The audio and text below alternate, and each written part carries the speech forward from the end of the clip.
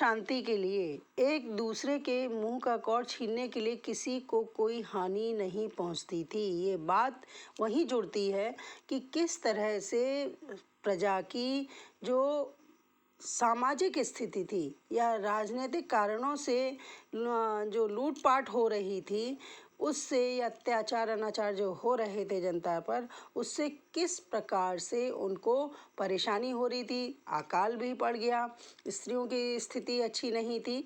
तो ये सारी बात मैंने अभी इससे पूर्व आपको पहले वाली वीडियो में मानस का हंस में आपको बताया था। तो BA सेकेंड ईयर के बच्चों, मैं आज आपको उसी क्रम में आगे इस अगली वीडियो में आपको बता रही हूँ।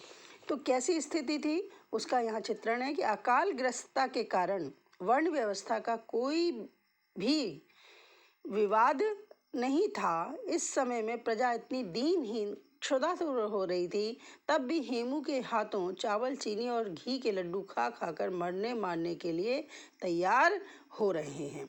तो ऐसी स्थिति थी। तुलसी युगीन समाज में नारी की स्थिति अति निम्न कोटि की हो गई थी। स्त्री के लिए परिवार में अनेक प्रकार के बंधन, स्वतंत्रता और अधिकार के नाम पर कुछ नहीं।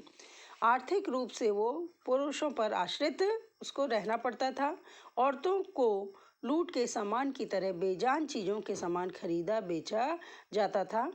ये इतनी शोचनीय स्थिति थी स्त्री की कि व्यक्ति जो है अपनी घर की महिलाओं को, कन्याओं को छुपा कर रखते थे, पर्दों में रखने लगे थे और उनको बचाने के लिए अनेक प्रयास कर रहे थे। लेकिन फिर भी ये अत्याचारी, अन्यायी लुटेरे जो है और स्त्रियों को घरों से खींच कर ले जाते थे और उन पर अत्याचार करते थे।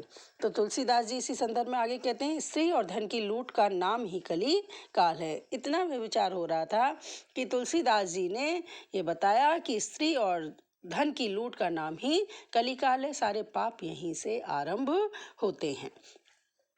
अब आगे इस युग की विलासिता के चर्चे तो इतिहास में प्रसिद्ध हैं। आपने देखा होगा, पढ़ा होगा कि इतिहास में किस तरह से जो बादशाह थे वो अपने जो हरम थे उसमें अनेकों रानियों को रखते थे।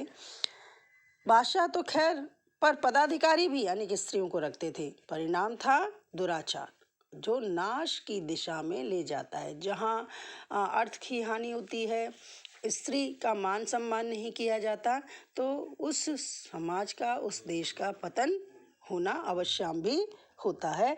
और आप पीछे इतिहास में भी देखेंगे कि जहाँ भी नारी को सम्मान नहीं मिला या निरंतर युद्ध से जो है आर्थिक स्थिति खराब हुई, वहाँ जो है उस शासक का, उस शासन का अंततः पतन हो गया। तो यही स्थिति उस समय चल रही थी।